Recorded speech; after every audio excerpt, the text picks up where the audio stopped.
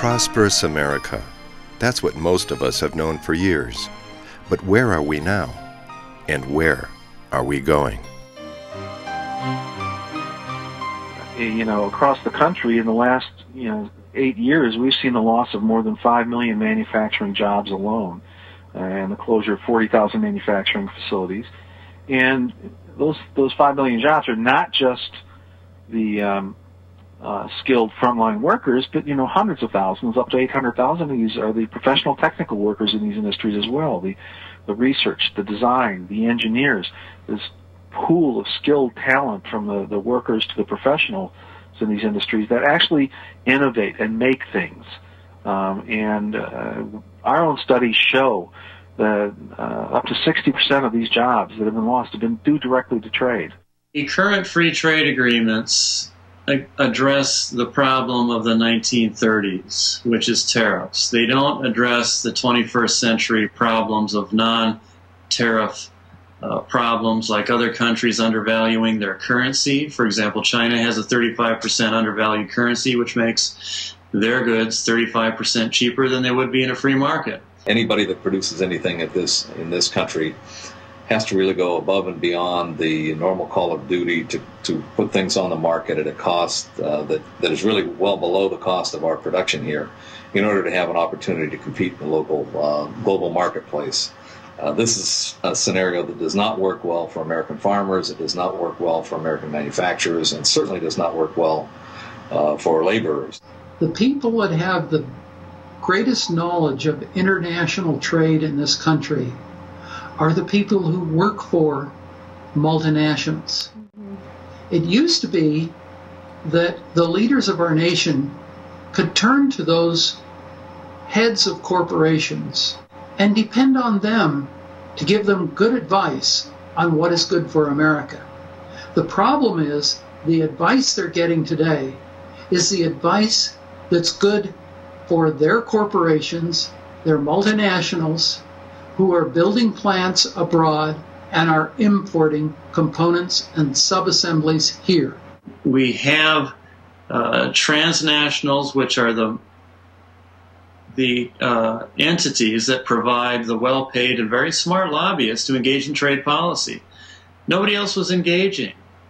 And so they look at what will benefit their companies. And if they are the only voice in the process, they get what benefits their companies. Now real people are engaging. That is CPA.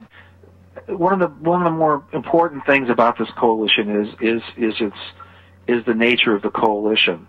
That we are a cast of unlikely characters to be together, and people are always surprised when we come into a room together and you go, wait a minute, you got manufacturers, and a lot of them aren't even union ones, and geez, you got unions, and you got farmers, and you got ranchers.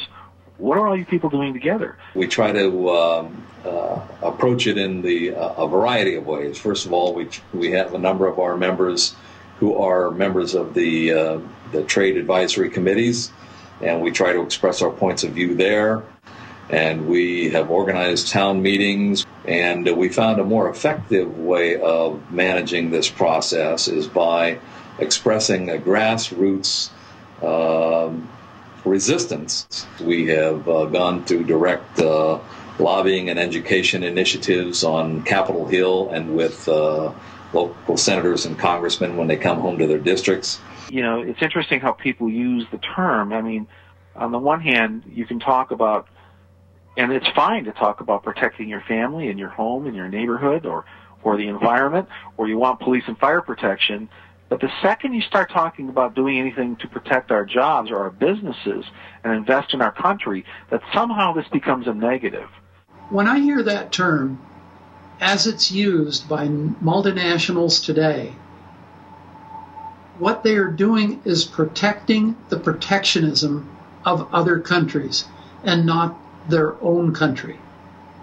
They don't care about what's happening in our country. They're concerned about what's happening where they're building plants and protecting the advantages that they have with plants in those countries. If you are a head of household or in a household and you lose your job, there is nothing that harms you and is more personal to you than that financial blow, which is a blow to your ability to make a living, ability to have health care, your self-confidence, your ability to get along with your spouse, your ability to look to your kids and feel that you're providing for them. Every time we offshore a manufacturer to a third world country, whether it's India, Asia, or elsewhere, the particulate pollution increases by anywhere from 5 to 10 times.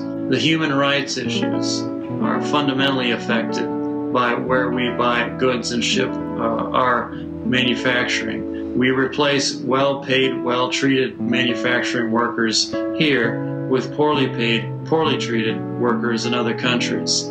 So whether it's labor issues, environmental issues, human rights issues, economic issues, they're fixing the trade problem produces tremendous measurable improvement in all of those areas. And so CPA members, me, our leadership, our people in the field, all are working for these very fundamental benefits that and goals that we're trying to achieve.